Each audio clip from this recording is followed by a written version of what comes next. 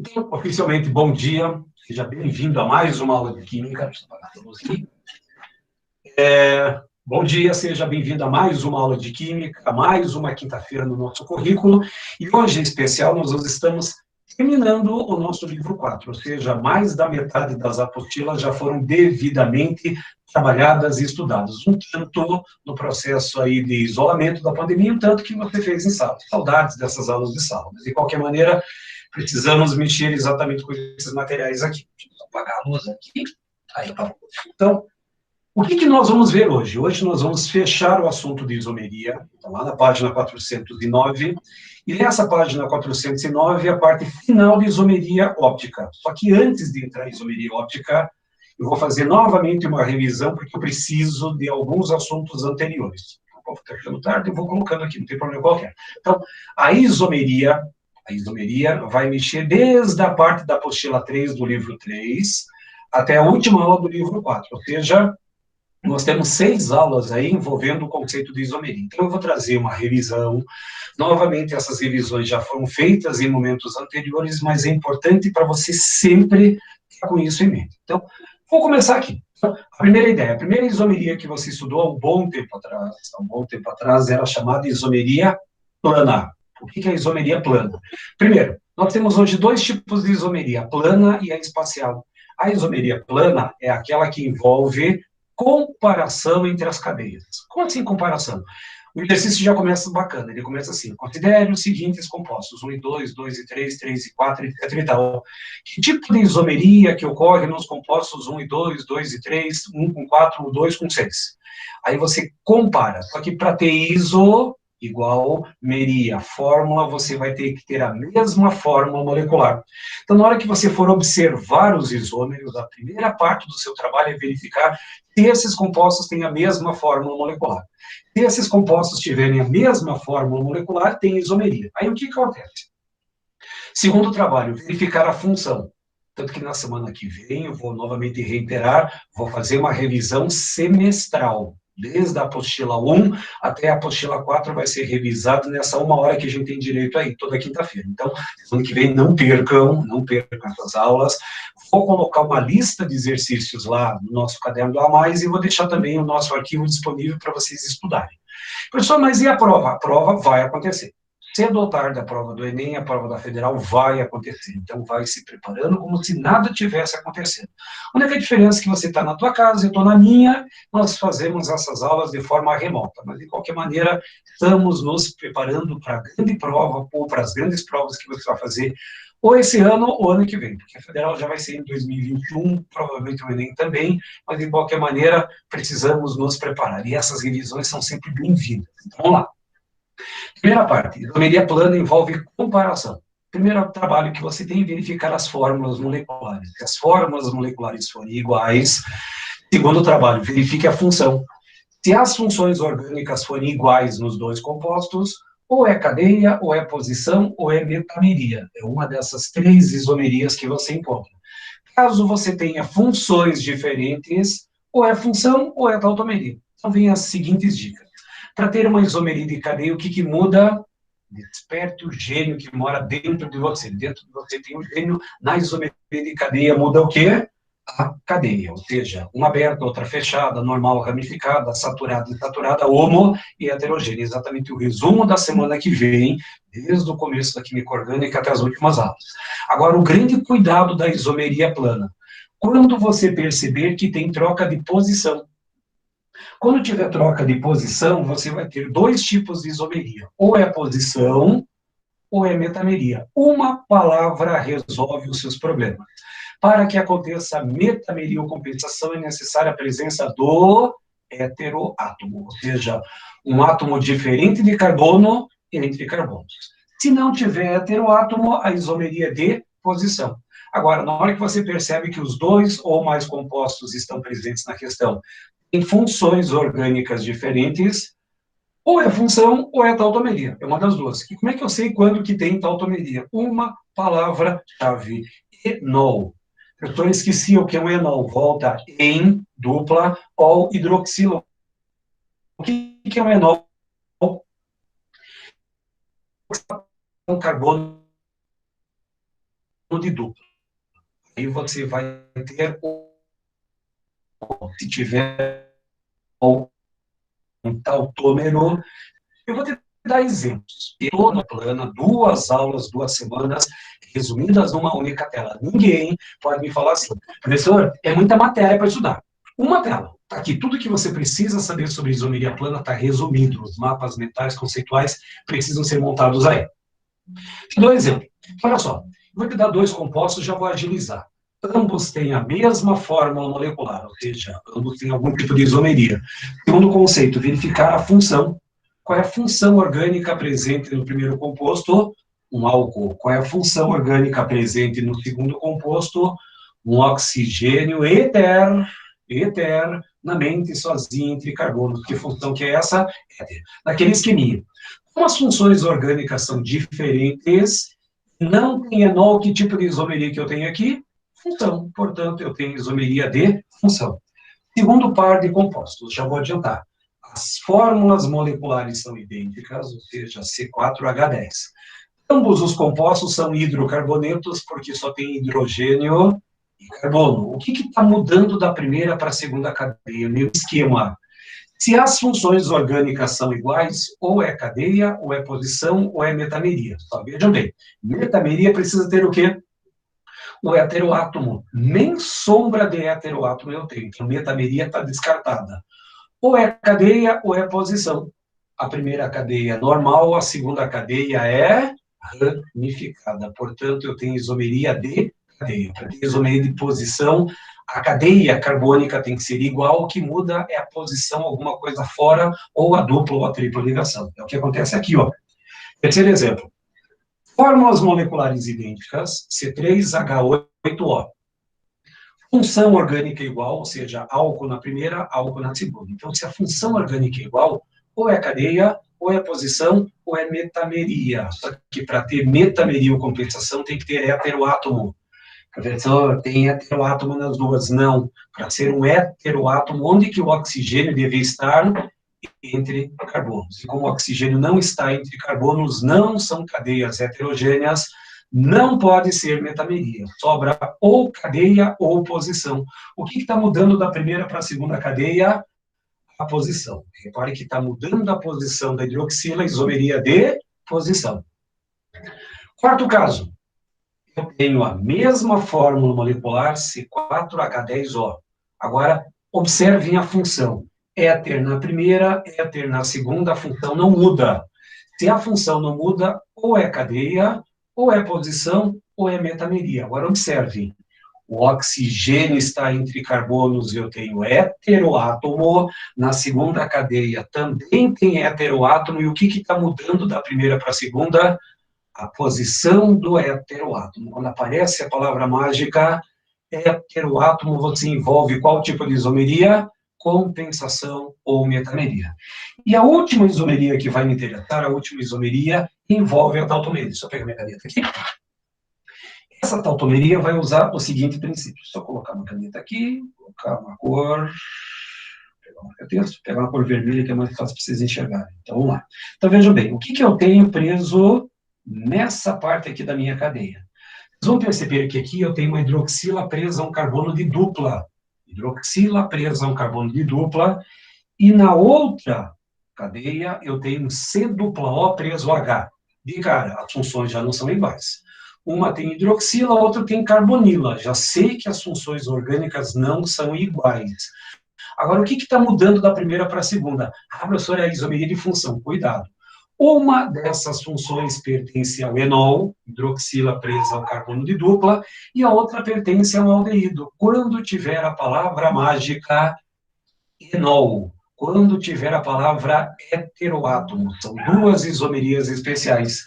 Quando tiver o enol, tautômeros. Quando tiver o heteroátomo, metameria. Agora, quando mudar a posição, cadeia, cadeia, função, função. Aí fica fácil.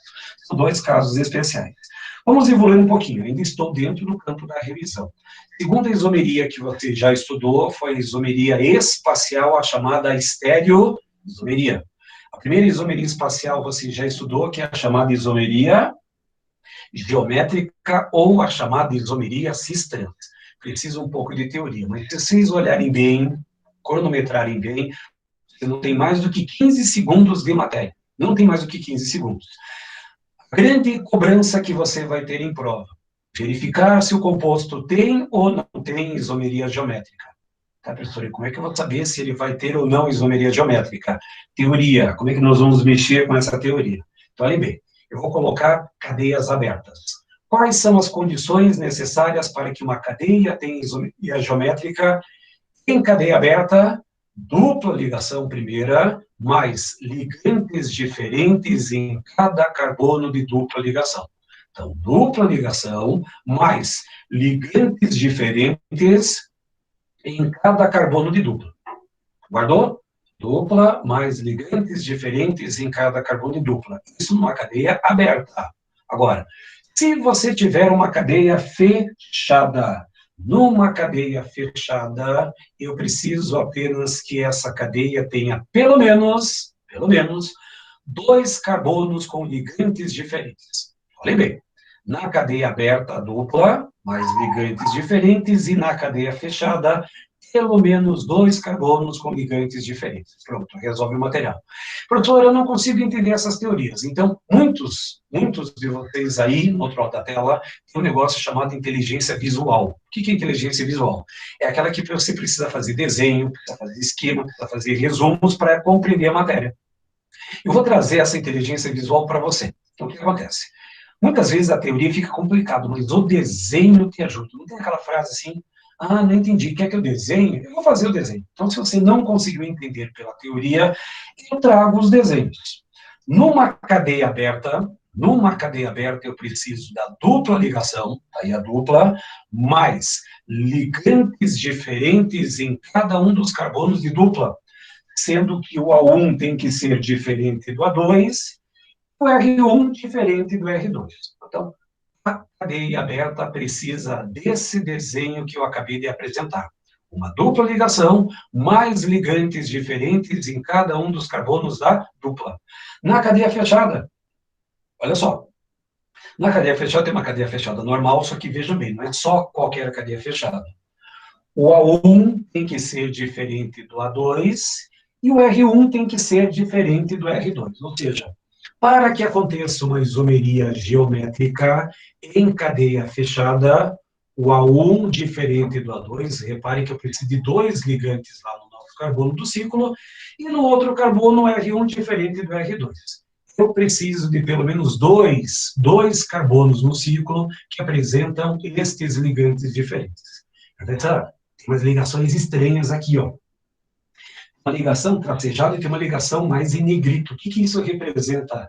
Uma simples ligação. Tá, professor? E por que eles fazem dessa maneira? Porque eu estou falando em isomeria espacial.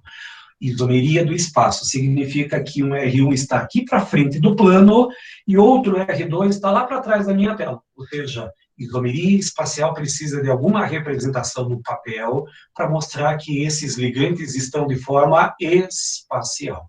Mas o que me interessa é o desenho. Na hora que você olhar no papel que tem um ciclo e que eu tenho ligantes diferentes em um carbono e outros ligantes diferentes no outro carbono, eu vou ter a isomeria geométrica.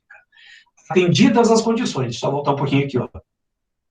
A cadeia aberta, dupla ligação mais os ligantes diferentes, e na cadeia fechada, pelo menos dois carbonos com ligantes diferentes. Se você cronometrar, não dá 10 segundos de matéria. A cadeia mista tem esse tipo de isomeria, não importa a cadeia. Ela pode ser uma cadeia aberta, pode ser uma cadeia fechada, ou então, você pode até ter uma situação. Você pode ter uma cadeia lateral com dupla ligação com ligantes diferentes, e ainda uma cadeia fechada com os dois carbonos com ligantes diferentes. A cadeia mista pode ter isomeria geométrica qualquer cadeia, desde que eu tenha, na parte aberta, dupla ligação mais ligantes diferentes, ou no ciclo, dois carbonos com ligantes diferentes. O que poderia ter aqui? Ó? O R1, nessa ligação, poderia ter colocado um CH, dupla, CH e um CH3, ou seja, eu teria duas fontes de isomeria geométrica. Uma no ciclo, outra na cadeia aberta. Posso, sem problema qualquer. Então, a pergunta que alguém fez ali, não sei quem fez a pergunta, mas de qualquer maneira, posso ter isomeria geométrica em cadeia mista? Pode. Qualquer cadeia, desde que tenha na parte dupla ligação e os ligantes diferentes, ou na parte fechada, os dois carbonos com ligantes diferentes, podem ter isomeria geométrica. Agora, como é que chamo os isômeros da isomeria geométrica? Cis e trans. Só que essa nomenclatura... Opa, é Isadora, obrigado. Então, vejam bem, tipos de isômeros, o cis e o trans, só que essa nomenclatura é uma nomenclatura antiga. Coloquei aqui, antiga. Nomenclatura antiga, como é que funciona? Há um bom tempo atrás era chamado de isômero cis e trans. Hoje tem uma outra isomeria que é chamada de isomeria Z. Z para cis e E para trans. Mas eu já comento. O que era o antigo isômero cis? Ligantes iguais. Eu chamo que os ligantes mais leves estão no mesmo lado do plano.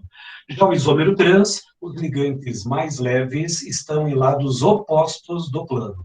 Cis está no mesmo lado, os ligantes mais leves, e trans em lados opostos do plano. Então, como assim plano mais leves, mais pesados? Vamos pegar o seguinte exemplo. Imagine que você tenha, imagine que você tenha 2-buteno ou but-2-eno. Primeiro, but tem 4 carbonos, coloco os 4 carbonos aí. No carbono 2 eu tenho uma dupla ligação, nos demais carbonos simples. Preencho os hidrogênios da sua tetravalência, eu vou montar esse composto aqui. Devidamente montado. Como é uma cadeia aberta, primeira condição para a cadeia aberta, a presença da dupla ligação. A dupla. Essa seta daqui, aí você vai analisar de forma isolada. Eu vou até tampar aqui, ó. Nesse carbono vermelho, esquece o carbono verde aqui, ó. Esse carbono vermelho tem um CH3 e tem um H. Esses dois ligantes são diferentes? São. Portanto, o CH3 é diferente do H e eu tenho ligantes diferentes. Agora, o que você faz? Vou ver para o outro lado da tela. Eu vou pegar, deixa eu ver se está certo aqui, o carbono verde. Esquece o outro agora. Nesse carbono verde, o que eu vou encontrar? Um CH3 e um H. Esses dois ligantes são diferentes? São. O H é diferente do CH3, portanto, eu tenho ligantes diferentes. Logo, essa cadeia tem ou não tem isomeria geométrica? Tem, porque tem a dupla, o carbono vermelho tem com 2 ligantes diferentes, o carbono verde está com 2 ligantes diferentes, tem isomeria. Agora, cuidado, o vestibular vai fazer de tudo para tentar te enganar. Não há isomeria porque os ligantes nos 2 carbonos são iguais. Podem.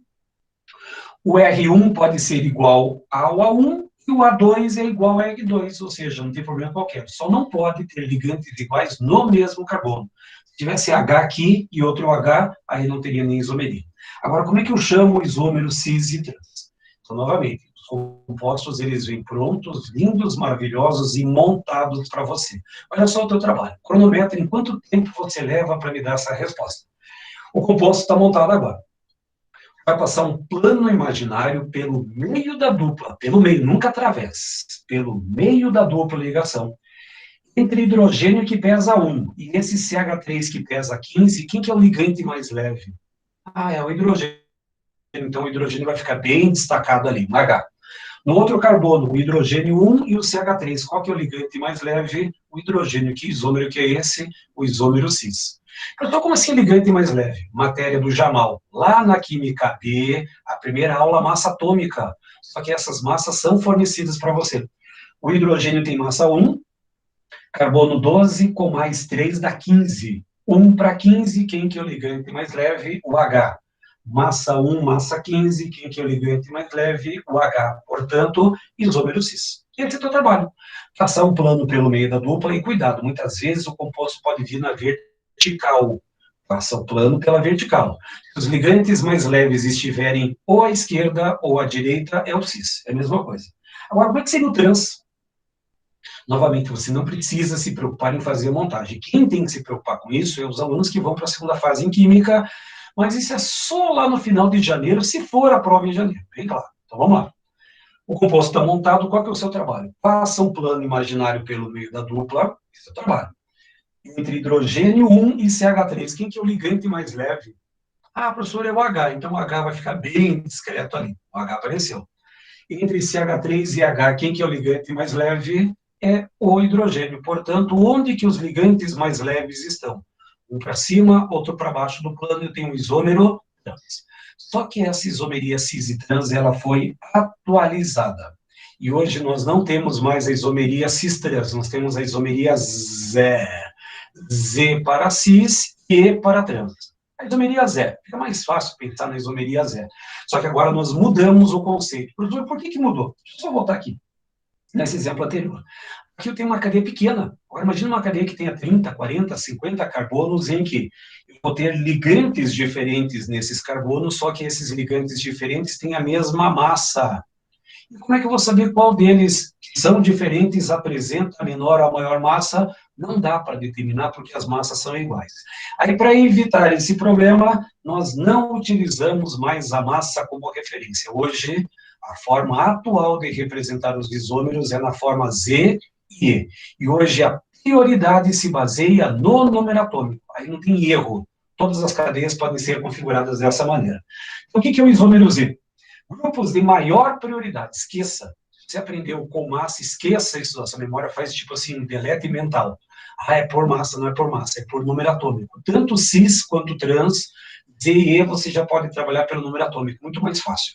Grupos de maior prioridade no mesmo lado do plano, e o isômero E, grupos de maior prioridade em lados opostos do plano. Qual hoje é a prioridade? O maior número atômico. Doutor, dar exemplo, sim, vou te dar vários exemplos, porque esse assunto realmente é importante. Então, vamos imaginar o seguinte composto. Dados os números atômicos, hidrogênio 1, carbono 6, oxigênio 8. Então, o composto vai ser montado para você. O seu trabalho, passar o plano pelo meio da dupla e analisar agora os ligantes de maior prioridade. Está montado. Você vai passar um plano aqui na horizontal, passa o plano imaginário, hidrogênio 1, carbono 6. Entre 1 e 6, qual que tem o maior número atômico, a maior prioridade? Ah, professor, é o carbono. Então, o carbono vai ficar bem discreto aí na sua tela. H3. Oxigênio 8, carbono 6. Entre 8 e 6, qual que tem o maior número atômico? O oxigênio, que é o isômero que eu acabei de montar, o isômero E. Porque os ligantes de maior prioridade estão em lados opostos do plano. E outro detalhe, só para fazer a lembrança. O carbono está preso ao H e está preso ao carbono. Você só olha o primeiro átomo no qual está preso o carbono. Professor, e se os átomos forem iguais? Aí você olha o segundo. Os segundos átomos forem iguais, olha o terceiro, o quarto, o quinto. Ah, se todos forem iguais. Se todos forem iguais, não tem isomeria. Então, não tem essa chance, todos os compostos vão ter classificação. Então, o oxigênio 8, carbono 6. A prioridade está naquele que tem maior número atômico. Outro exemplo, bem rápido para vocês compreenderem. Vou colocar o composto, ele vai ser montado, ele vem pronto para você. É um tanto assustador, muitas vezes, no campo visual. Se virar folha, dá de cara no composto desses aí.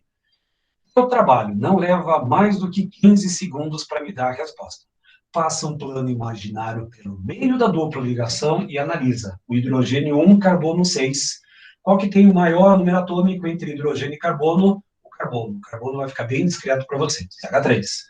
Carbono 6, oxigênio 8. Quem tem a maior prioridade, o maior número atômico? O oxigênio. Ambos estão no mesmo lado do plano. Que isômero que é esse? O chamado isômero Z. Fácil. Dá só visual, só vou adiantar um pouquinho aqui, senão não dá tempo da nossa aula. Vou te dar o composto aqui. Pronto. Passamos o plano, está preso ao oxigênio e está preso ao cloro. O oxigênio tem número atômico 8, e o cloro tem número atômico 17. Entre 8 e 17, qual tem maior número atômico? O cloro. Está preso ao carbono e está preso ao bromo. O carbono é 6, o bromo é 35. Qual que tem maior prioridade? O bromo. Eles estão no mesmo lado do plano, o chamado isômero Z. E como é que ficaria o isômero E? Oxigênio 8, cloro 17. Cloro 17, prioridade. Está preso ao bromo 35, carbono 6. O bromo é prioridade, lados opostos do plano, portanto, isômero E. Tudo isso já visto, já devidamente revisado. E semana que vem eu vou revisar mais uma vez para ficar bem esse conteúdo na mente de vocês. E aí, uma última frase. Todos os compostos orgânicos que têm isomeria cis e trans têm as mesmas propriedades químicas, mas apresentam propriedades físicas diferentes. Ponto, resolve nossa revisão. E aí, para dizer que não tem muita matéria para vocês estudarem, uma segunda tela. Olhem bem, eu estou trabalhando com 3 aulas do seu material em 2 telas apenas. Para ninguém fala assim, professor, é muita matéria para estudar. 2 telas. Se vocês observarem, cabe as 2 telas num post-it que você tem por aí. Ou coloca de forma mais organizada que você coloca um para isomeria plana e outro post-it para isomeria geométrica. E o nosso resumo que você precisa. Então, olha só, nessa básica da isomeria geométrica, tudo que você precisa saber sobre isomeria geométrica está aqui. Em cadeia aberta, dupla ligação, mais ligantes diferentes nos carbonos de dupla. Na cadeia fechada, pelo menos 2 carbonos com ligantes diferentes. Ponto, resolve a teoria. Agora, como é que eu chamo os isômeros da isomeria geométrica? O antigo cis e o novo Z. O antigo trans e o novo E. Qual é a diferença entre o Z e o E? Ligantes de maior prioridade no mesmo lado do plano para o cis e trans em lados opostos. E hoje, como é que se baseia a prioridade? Pelo maior número atômico. Essa tela é extremamente importante. Quase posso apostar com vocês que na prova do Enem, na Federal do Paraná, você vai usar alguma informação dessa tela aqui. Então, por enquanto, o que você tem? Uma isomeria plana, que eu montei um resumo, bonito, lindo, maravilhoso, e outro resumo sobre isomeria geométrica. Todas as perguntas de vestibular que falarem sobre isomeria geométrica estão presas nesse mapa conceitual. Professor, espera um pouquinho que eu vou anotar. Não se preocupe. Esse arquivo já está disponível para você lá no seu caderno do A+, na semana passada, na semana retrasada, e vou colocar de novo o arquivo dessa semana para vocês consultarem. E aí, começamos o assunto da semana, aliás, o assunto da semana passada para dar continuidade para esse material. A isomeria óptica, ela foi dividida em 2 aulas. Uma parte na semana passada e hoje a continuação. Só que eu posso fazer a revisão para colocar todas as isomerias num só tipo de aula. Então, o que acontece? Na primeira tela, a isomeria óptica, ela simplesmente ela é uma matéria simples, mas ela tem algumas expressões que são um pouquinho diferentes do nosso tradicional, do nosso dia a dia. O que é o diferente? Primeiro, nessa primeira tela, tem 2 coisas que são importantes. Primeiro, o que estuda a isomeria óptica? Estuda compostos que desviam. Para quem esteve na semana passada, eu pedi para você destacar muito bem a palavra desviam. Ela é muito mais importante e muito mais séria do que você imagina. Então, isômeros ópticos são aqueles que desviam o plano da luz polarizada. Professor, mas o que é luz polarizada? Entra na física. Eu vou fazer uma outra explicação.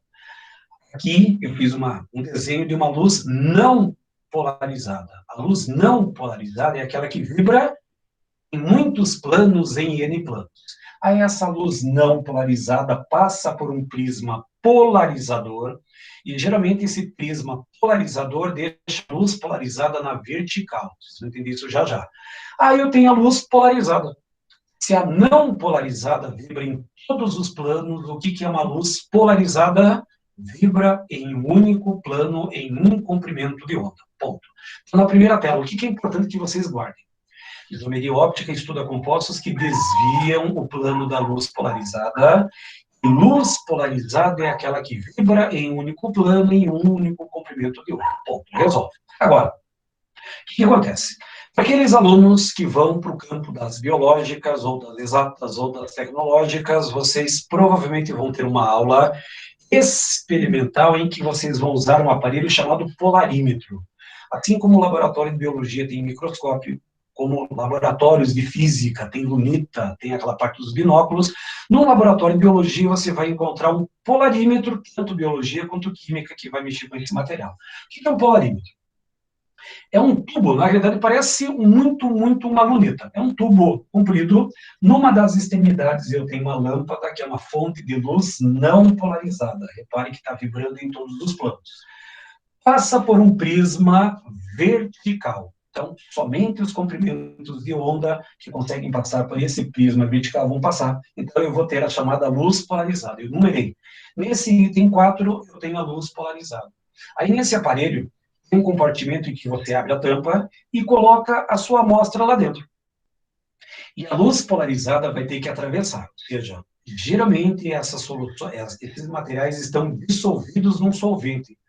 Se fosse um material sólido, a luz não passa pelo material sólido. Então, tem que dissolver ele no solvente, colocar dentro desse compartimento e a luz polarizada vai passar por essa solução. E na hora que essa luz passa, ela vai ter 3 comportamentos. Ela vira assim, na vertical. Então, minha mão como se fosse a luz polarizada. Então, ela pode ou desviar para a direita Ou ela pode desviar para a esquerda, ou ela pode não desviar. Ela só pode ter 3 comportamentos. Então, o que acontece? A luz não polarizada vira polarizada, ou seja, vibra no único plano, tem um compartimento onde eu coloco a minha amostra, e quando a luz passa por essa amostra, ela pode ter 3 comportamentos. Ou desvia para a direita, ou desvia para a esquerda, ou não desvia. O problema é que, na prova, eu não vou poder usar o aparelho. E um detalhe.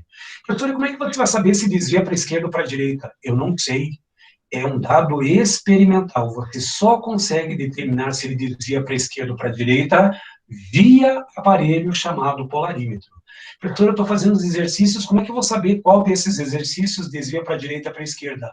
Não dá para saber. Somente via experimental utilizando o aparelho. Só que no dia que você for fazer a prova, não se sabe quando, mas vai fazer. Lá no dia da prova não vai ter aparelho para você enxergar, você vai ter apenas o papel, o lápis, a caneta e a borracha, e olha lá. Como é que você vai saber se aquele composto que está lá presente na sua questão pode ou não desviar o plano da luz polarizada? Teoria. E aí entra outra informação técnica, talvez uma das mais importantes informações da isomeria óptica. Para que aconteça isomeria óptica, é necessário que a molécula seja assimétrica, que não tenha plano de simetria. Só que é difícil de ver isso no papel. Como assim difícil de ver no papel? Difícil. E aí eu te dou 2 dicas. A primeira condição para que uma molécula seja assimétrica na química orgânica é a presença do carbono quiral ou carbono assimétrico. O que é um carbono quiral ou um carbono assimétrico? É um carbono que tem 4 ligantes diferentes. Talvez a informação mais importante da isomeria óptica, e já vimos isso na semana passada. Então, o que acontece? Para que uma molécula, no papel, lá no papel, na sua questão, na sua prova, tenha isomeria óptica, é necessária a presença do carbono quiral ou carbono assimétrico. E diga-se de passagem que a palavra quiral não é uma palavra que você usa no seu cotidiano, então é uma palavra que você vai precisar incorporar. Carbono quiral, carbono assimétrico, centro quiral ou centro assimétrico. 4 ligantes diferentes. Mas não é a única condição da molécula assimétrica. Eu também posso encontrar um derivado alênico. O derivado alênico é um alcadieno acumulado. O carbono central tem 2 duplas ligações, que é sp, e os outros 2 carbonos são sp2. Só que o que acontece? Para ser uma molécula assimétrica, eu vou colocar no papel. Os ligantes do lado esquerdo devem ser diferentes e os ligantes do lado direito também diferentes. Mas o que me importa agora é o tal do carbono quiral. Toda vez que você tiver uma questão envolvendo isomeria óptica, caçem o tal do carbono quiral. Professor, o que é um carbono quiral? Um carbono que tem 4 ligantes diferentes. Isso aqui é muito mais sério, muito mais importante do que você imagina. Então, o que você vai ter aqui? Ó? Você vai ter o seguinte. O carbono quiral é um carbono que tem simples ligações. Começa por aí. Para ser um carbono quiral, ele só pode ter simples ligações.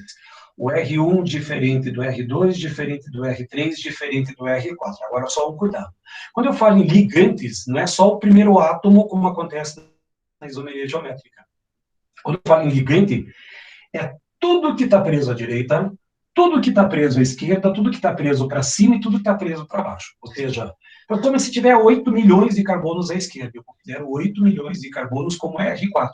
Se tiver 5 carbonos para a direita, eu considero toda a estrutura com 5 carbonos. Se tiver um H para cima, é só o H. Se tiver uma outra estrutura para baixo, é toda a ligação. Então, o que está preso nessa ligação para a direita, o que está preso na ligação para a esquerda, a ligação para cima e para baixo, se todos esses ligantes forem diferentes, eu tenho carbono quiral. Agora, por desencargo de consciência, o derivado alênico. Então, veja bem, ele nunca apareceu no Enem, nunca apareceu na Federal do Paraná. Não, pelo menos em estrutura. Mas 2020 está um ano diferente, um ano estranho. Tanto que, para quem nasceu nos meses de março, abril, maio, junho, julho, agosto, setembro, provavelmente não vai comemorar aniversário esse ano. Pula, volta, continua com a mesma idade. Ou seja, o ano de 2020 tem janeiro, fevereiro e dezembro. Não vai ter mais nada. Simplesmente esses outros meses deixaram de existir. Para quem fez aniversário, continua com a mesma idade ano que vem. Ou seja, se tem 16 anos e vai fazer aniversário ainda, não vai fazer mais aniversário. Vai continuar com 16, 17 anos, só vai fazer aniversário ano que vem. Então, ano 2020 está um ano estranho. E aí o que acontece? Vai fazer prova em 2020 ou 2021. E aí, como está um ano meio zicado, vai que bem no ano que vai fazer a prova, para evitar problemas maiores, eu faço o comentário. Então, para que uma cadeia tenha isomeria óptica, ou você caça o carbono quiral, ou me caça o derivado alênico. O que é o derivado alênico? É um alcadieno acumulado, sendo que o R1 tem que ser diferente do R2, e o R3 diferente do R4. Por quê? Se esses ligantes forem iguais, se você passar um plano aqui, ó, o lado de cima é igual ao lado de baixo. Se os dois lados forem iguais, tem plano de simetria, não cumpre a função. Olhem bem, a cadeia para ter isomeria óptica, ou você me caça o carbono quiral, que é 99,999% dos casos, ou você vai ter um derivado alênico. Talvez é mais provável que você encontre o derivado alênico em teoria. Quer ver? Vamos brincar de verdadeiro e falso. Frase 1. Para que um composto tenha isomeria óptica, é necessária apenas a presença do carbono quiral. Falso, porque eu posso ter um derivado alênico, e o derivado alênico nem em sonho tem carbono quiral, porque não tem só simples ligações, aqui tem dupla. Logo, não preciso só do carbono quiral. Então, cuidado com essa frase do verdadeiro e falso. Para que aconteça isomeria óptica, é necessária apenas a presença do carbono quiral. Não. Posso ter também isomeria com derivado alênico. Tá lá. Agora vamos treinar um pouquinho, só para vocês compreenderem. O próximo composto tem isomeria óptica?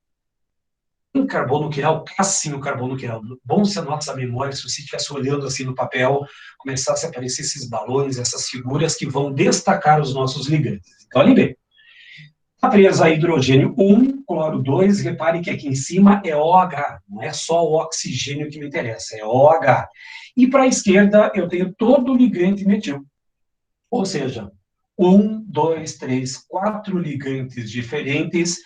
Esse carbono é chamado de carbono quiral, porque ele tem 4 ligantes diferentes. Dúvida para você? Esse carbono aqui, ó, ele pode ser considerado um carbono quiral?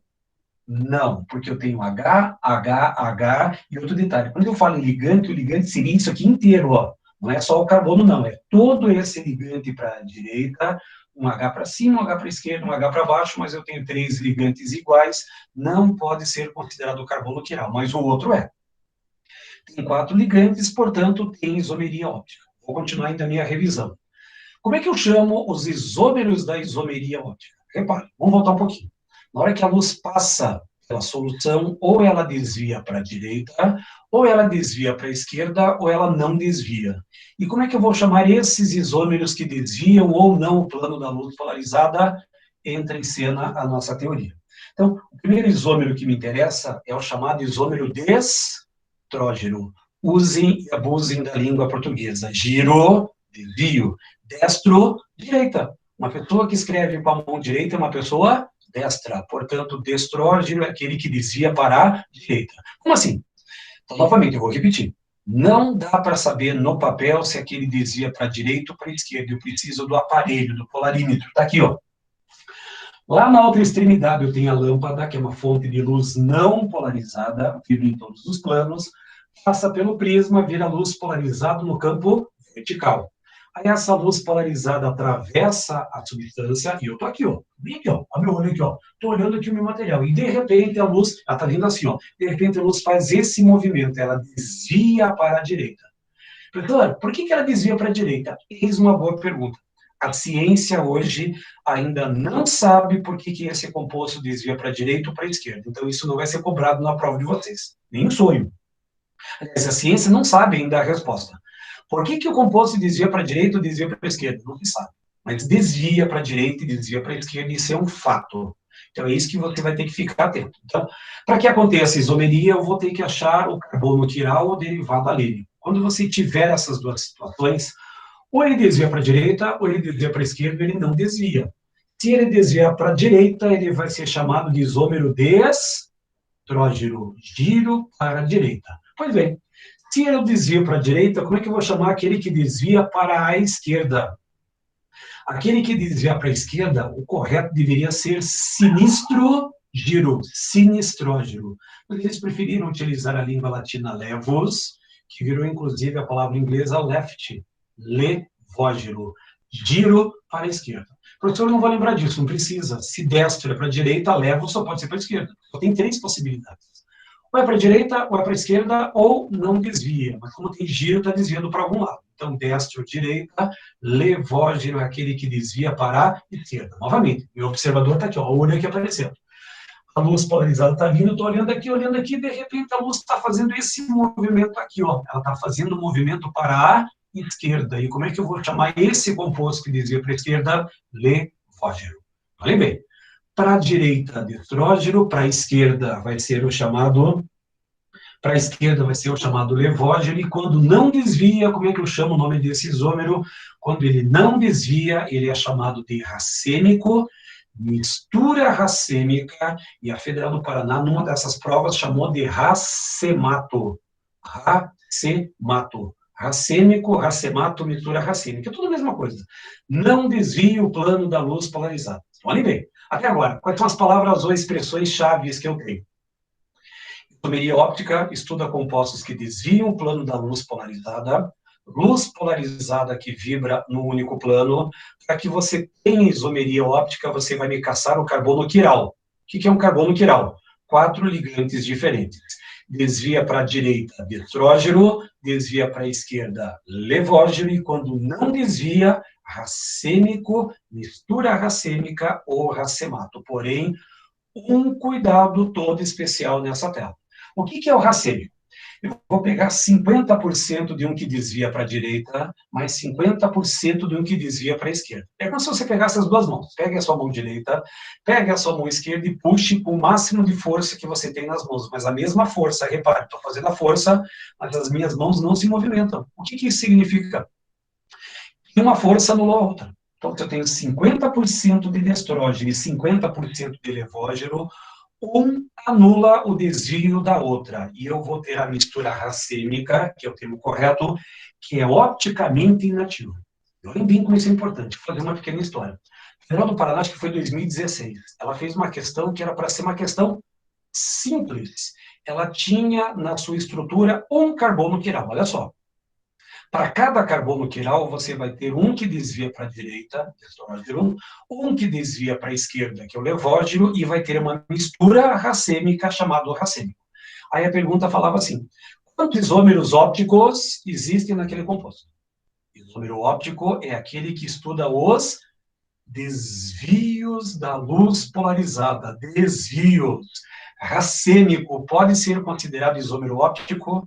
Não. O racêmico não é um isômero óptico, ele é opticamente inativo, porque ele não desvia. Se você lembrar da aula passada, eu pedi inclusive para vocês anotarem. Para quem fez a pergunta, vai ser a próxima tela. Eu vou continuar agora na página 409, quando eu tenho mais de um carbono quiral. Vai ter a continuidade da nossa aula, para quem fez a pergunta ali. Vejam bem, o racêmico não é um isômero óptico. E a questão que era para ser uma questão inocente da Federal do Paraná teve quase de 62% de erro, porque a maioria do povo colocou 3 como resposta. Ah, se tem um carbono quiral, um destrógeno, um levógeno, um racêmico. Opa, racêmico não é óptico porque ele não desvia. Desvios da luz polarizada. Então, tem o destrógeno, tem o levógeno, que são isômeros ópticos, mas quando eu misturar 50% de cada, eu vou ter o racêmico. Então, fiquem atentos com essa informação. Agora, para encerrar e começar a aula de hoje, semana passada eu só dei uma pequena pincelada nos enantiômeros, enantiomorfos ou antípodas ópticas. Qual dos três termos é mais bonito? Nenhum, professor, eu também concordo, mas é importante que vocês compreendam ele. Enantio significa espelho, mero significa fórmula. Agora, se eu pegar enantiomorfos, tá, esse título de filme de terror, partes do corpo no espelho. Aquele filme tem que você dar um tchau no espelho e o espelho te responde, sai correndo. Mas, de qualquer maneira, enantio significa espelho, morfo significa partes do corpo e enantiômeros, fórmulas no espelho. O que são enantiômeros? Semana passada eu pedi para você destacar, está tudo isso no seu caderno, na sua apostila, e também está nos slides que estão fornecidos aí para vocês. O que são os enantiômeros? São compostos, são estruturas em que uma imagem do outro no espelho e eles não são sobreponíveis. Tem um detalhe. Para ter enantiomeria, precisa ter alguma isomeria espacial. Isomeria geométrica ou isomeria óptica. Tem que ter uma das duas para ter o enantiômero nesse sistema. Então, o que é um enantiômero? É uma imagem, uma da outra no espelho, mas não são sobreponíveis. Não pode ter sobreposição. É como se um composto estivesse se olhando no espelho. Uma das grandes estratégias de enantiomeria, as mãos. Se você olhar a mão esquerda e colocar ao lado da mão direita, repare que eles podem ser até um pouco mais tortos, mas a mão esquerda é a imagem da outra no espelho. E elas não são sobreponíveis no plano. Contigo, aí você trocou o plano. Coloque as suas mãos em cima da mesa e tente em algum momento fazer sobreposição. Desculpem. Não tem sobreposição. A professora, não gostei desse exemplo. Então pega seus pés. Dá uma olhadinha nos seus pés. Provavelmente tem uma pantufa aí, ou então tem uma meia, ou então você está descalço. Tá lá. Coloque um pé ao lado do outro e observe. O pé esquerdo é a imagem do pé direito, e os pés não são sobreponíveis. A maior prova disso, existe um pé para o pé, aliás, existe um calçado para o pé esquerdo e existe um calçado para o pé direito. Se você trocar esses pés, fica estranho. Faz o teste. Pega a sua havaiana é clássica, pega o calçado esquerdo e coloca no direito, o direito no esquerdo e dá uma volta. A mãe vai olhar para o pé assim, está com problema? Ou seja, são formas diferentes, ou seja, não são compostos iguais, são estruturas em que uma é imagem do outro e não são sobreponíveis. Para você enxergar um pouquinho melhor, vou trazer o seguinte desenho, que esse aqui é mais fácil para vocês observarem. Está aqui, ó. Está colorido e fica mais fácil. Esse aqui é o meu carbono quiral. Ele está preso a cloro 1, hidrogênio 2, fluoro 3 e toda essa estrutura para baixo como ligante. Ao lado dele, tem fluoro, hidrogênio, cloro e CH3. Dá uma falsa sensação que esses dois compostos são iguais. E eles não são iguais. Repare que o um é a imagem do outro no espelho. Ó. Termina com flúor, começa com flúor. Tem o hidrogênio para cima, tem o cloro para cá e tem o CH3 para baixo. Agora tem um outro cuidado. Para que eles sejam enantiômeros, eles não podem ser sobreponíveis. Dou uma dica, só que eu preciso um pouco da sua inteligência visual. Eu vou fazer o seguinte, ó. A minha mão esquerda está em cima desse átomo de flúor. Tá vendo o flúor aqui, ó? Agora imagine que esse composto vai sair aqui da minha tela, tipo 3 dimensões, sai da tela e você vai colocar ele aqui em cima. O meu flúor está na mão esquerda. Na hora que eu vou colocar aqui em cima, opa, o flúor não bate em cima do outro átomo de flúor. Professor, eu quero pegar o cloro. Então pega o cloro. O cloro está na minha mão direita, tá vendo o cloro aqui, ó? Tira esse composto e na hora que você coloca aqui em cima, o cloro não bate. Então, são estruturas em que uma imagem do outro no espelho não são sobreponíveis. E só acontece no enantiômero se tiver carbono quiral. Bem claro, tem que ter alguma fonte de isomeria óptica ou alguma fonte de isomeria geométrica para ter o enantiômero. Agora, a palavra mais estranha da isomeria óptica está aqui. Ó. Aliás, antes disso, deixa eu colocar aqui, quer ver? O diastereisômero. Só para encerrar, depois eu volto naquele exemplo ali. Bem, a última palavra-chave, a última expressão que é complicada na isomeria óptica. Enantiômeros. São imagens não sobreponíveis. Vou resumir ao máximo enantiômeros. São imagens não sobreponíveis. Diastereisômeros, eles devem ter alguma isomeria espacial, ou geométrica ou óptica. Só que eles não são imagens e não são sobreponíveis.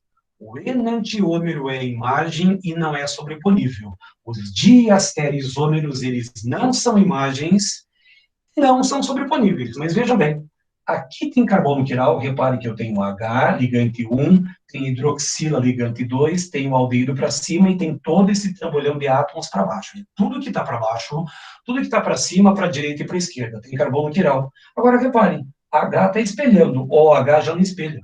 Ou seja, eles têm carbono quiral, não são imagens e não são sobreponíveis. Eles são diastereisômeros.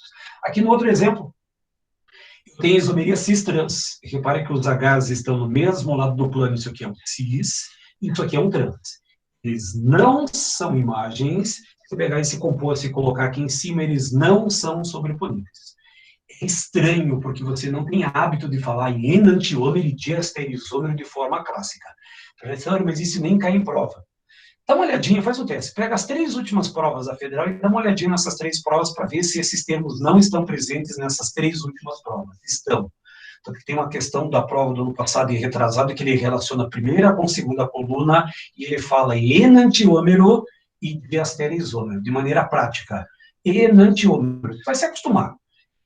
São imagens não sobreponíveis, e diastereisômeros não são imagens e não são sobreponíveis, mas ambas as isomerias precisam ter ou carbono quiral ou isomeria geométrica. Foi devidamente revisado esses materiais. Ponto, fica por aí. E alguém fez uma pergunta ali, professor, se tivesse mais de um carbono quiral? Se tivesse mais de um carbono quiral, nós vamos continuar agora. Então, olha só para encerrar, o que você tem que saber até então? Para que aconteça isomeria óptica, estuda compostos que desviam o plano da luz polarizada. Luz polarizada é aquela que vibra em um único plano. Como é que eu vou saber se desvia ou não? Precisamos encontrar uma molécula assimétrica. Como é que eu vou saber se a molécula é assimétrica? Assim, um carbono quiral. Carbono quiral é um carbono que tem 4 ligantes diferentes. Para cada carbono quiral, você vai ter um estrógeno, que desvia para a direita, um levógeno que desvia para a esquerda e um que não desvia, que é o racêmico ou chamada mistura racêmica. Para cada carbono quiral, um estrógeno, um levógeno e um racêmico. Ponto. Resolve esse material. Agora a pergunta é, e se eu tivesse mais de um carbono quiral na minha estrutura? Então, alguém fez a pergunta, a resposta vem agora. Tem uns exercícios que você tem na apostila popular. E aí vem a pergunta, e se eu tivesse mais de um carbono quiral? Se eu tivesse 2, 3, 5, 6 carbonos quirais, como é que você colocaria essa resposta? Então, é uma substância orgânica com mais de um carbono quiral. É o primeiro momento na química orgânica que você vai ter que usar matemática. Tem uma pequena fórmula que você vai ter que usar. Aí você vai ter fórmula? Sim. Vai ter matemática? Sim, mas é fácil. Preste atenção. É uma pequena equação matemática. Para calcular a quantidade de isômeros ativos. Lembrando que ativo é aquele que desvia para a direita, estrógeno, desvia para a esquerda, levógeno. O racêmico não é considerado ativo. Para se calcular a quantidade de isômeros ativos, 2 elevado a n. Tá, professor, mas o que é o n? N é o número de carbonos quirais ou assimétricos. 2, 3, 4, 5, 6, para você ficar bem tranquilo. O máximo que eu vi até hoje foi 6 carbonos quirais numa estrutura. Portanto, 2 elevado à sexta potência, 2 vezes 2, 4, vezes 2, 8, vezes 6, 32, 64. É o máximo que você vai encontrar numa prova. Agora, para calcular os inativos ou os racímicos, deixa eu até colocar essa observação aqui, que isso que é importante. Então, é importante. Isômeros ativos são aqueles que desviam o plano da luz polarizada. Quem são os ativos? Os estrógenos e os levógenos. Já o inativo é o racêmico, a mistura racêmica. Então, quando eu falo em isômeros ativos, aqui dentro tem estrógenos mais levógenos. Quando eu falo em inativo, eu estou falando dos racêmicos. Professor, você falou que tem só uma fórmula, aqui tem 2. A segunda fórmula eu vou pedir para você nem decorar, porque não precisa. Para calcular os isômeros inativos, 2 elevado a n menos 1. Que é essa fórmula? Para você calcular os inativos sempre vão considerar a metade dos ativos. Sempre para cálculo dos isômeros inativos é metade dos ativos. Então, você não precisa se preocupar com essa segunda formulazinha. Se preocupe com a primeira. Então, por exemplo, imagine que uma cadeia tenha 3 carbonos quirais. 3 carbonos quirais. 2 elevado à terceira, e pelo amor de Deus, 2 elevado à terceira não é 6. 2 elevado à terceira são 8 isômeros ativos. 8. Metade de 8, 4. 4 inativos. Ponto. Resolve o material. Vou te dar um exemplo prático. Quer ver? Eu vou te dar um composto, certo? Que aqui eu coloquei assim uns carbonos em destaque, tipo mensagem subliminar. Quais desses carbonos são os meus carbonos quirais? Então, até para facilitar a tua vida, presta bem atenção. Esse primeiro carbono aqui, ó, na ponta direita, ele tem um hidrogênio, tem um COOH, tem um cloro e tem todo esse ligante aqui, ó. Quando eu falo em carbono quiral, olhem bem. Ah, professor, isso aqui está preso a carbono para a direita e está preso a carbono para a esquerda. Os 2 carbonos são iguais. Não. Quando eu falo em carbono quiral, eu tenho que analisar tudo que está para a direita, COOH, tudo que está para a esquerda, esse trambolhão de átomos, o que está para cima e o que está para baixo. Reparem que os 4 ligantes desse carbono são 4 ligantes diferentes. Deixa eu apagar tudo aqui, ó. Agora, dá uma olhadinha nesse outro carbono aqui, ó. Eu tenho a hidroxila, tenho o CH3, tenho o NH2 e tenho todo esse trambolhão de átomos aqui à direita. Hidroxila, CH3, NH2 e esse trambolhão para a direita, 4 ligantes diferentes. Então, significa que esse meu composto ele tem 2 carbonos quirais. 2 carbonos quirais destacados por essa setinha. Pergunta que eu faço. Quantos isômeros ativos esse composto vai ter? Ah, professor, tem a formulazinha, tem 2 elevado a N, então vamos fazer a primeira continha, que é fácil. Então, para cálculo dos isômeros ativos, 2 elevado a N, portanto, 2 elevado a 2 são 4 ativos, metade para a direita, outra metade para a esquerda, ou seja, 2 destrógenos e 2 levógenos. Agora, quantos inativos ou racêmicos esse composto vai ter? Não preciso me preocupar com a segunda fórmula. Toda vez que eu vou falar inativo, é a metade dos ativos. Portanto, metade de 4, 2 inativos. E uma outra pergunta que pode aparecer, qual é a quantidade total de isômeros que esse composto vai ter? Total encontra ativos mais inativos. 4 com mais 2, total de 6 isômeros. Porém, cuidado com o comando. Se a questão vier assim, quantos isômeros ativos existem naquele composto que eu coloquei ali, ó? Quantos isômeros ativos? Ativos. Aí a sua resposta, 2 elevado a N. Agora, se a pergunta vier assim, quantos isômeros totais? Ativos mais inativos, você vai ter que somar o 4 com mais o 2. Agora, um outro detalhe, que é uma dúvida comum sempre nesses materiais. Então, como é que eu vou achar carbono quiral numa cadeia fechada? Como é que eu vou achar um carbono quiral? Vou te dar uma dica muito, muito importante. Presta bem atenção aqui. Eu vou pegar esse carbono aqui e vou colocar ele em destaque. Esse carbono vermelho aqui, ó. Ele tem 1, 2, 3 ligações. Significa que uma ligação tem um H escondido aqui, ó. Então, um H feio, mas tá lá o H. Então, significa que o H é um ligante.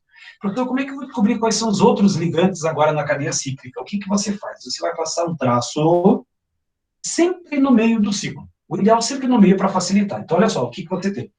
Você tem o H, você tem essa parte debaixo do ciclo, tem essa parte de cima do ciclo e tem todo esse trambolhão aqui para a direita. Olha só como é que você acha em cadeia fechada, um pouco mais difícil. Temos o H ligante 1. Temos essa parte debaixo do ciclo ligante 2, temos essa parte de cima do ciclo ligante 3 e temos toda essa parte aqui à direita. 4 ligantes diferentes. Portanto, isso aqui é um carbono quiral. Da mesma forma que esse carbono aqui é um carbono quiral, se você passar um plano pelo meio da dupla, veja bem, pelo meio do ciclo, você vai ter o ligante de cima, o ligante para a esquerda, esse ligante para baixo e tem mais um H. Então, eu tenho 2 carbonos quirais. Esse é um carbono quiral, esse é um carbono quiral, esse é um carbono quiral e esse é um carbono quiral. Isso é isso? 1, 2, 3. São 6 carbonos quirais que eu vou encontrar. Então, lembrei, nessa molécula da testosterona, eu tenho 1, 2, 3, 4, 5, 6 carbonos quirais. Quantos isômeros ativos eu vou encontrar? 2 elevado à sexta potência, eu vou ter 64 isômeros ativos. Quantos inativos eu vou encontrar? Metade. Portanto, metade de 64, 32. Então, 64 mais 32, eu vou ter uma quantidade total, 128, se minha conta estiver certa, isômeros ao todo. Então, essa é a estratégia que você tem. E aí, só por curiosidade final, a isomeria óptica, ela é muito estudada, bem importante aqui, ó. Os compostos ópticos, só 2 minutinhos para encerrar. Compostos ópticos, eles apresentam as mesmas propriedades químicas, as mesmas propriedades físicas, mas elas apresentam propriedades fisiológicas diferentes. E se você me perguntar, a ciência ainda não sabe como é que o nosso corpo consegue separar um estrógeno de um levógeno. Deixa eu fazer a primeira indagação. Na natureza, todos os compostos que você encontrar carbono quiral, eles vão vir numa forma de mistura racêmica. 50% de estrógeno e 50% de levógeno. Na hora que você ingere, o nosso corpo consegue separar a forma de estrógeno da forma levógena. Não sabemos como isso funciona, mas o nosso corpo consegue separar. E nessa separação do estrógeno e levógeno existem algumas coisas muito, muito sérias. Quer ver? Tudo começou com um remédio chamado talidomida.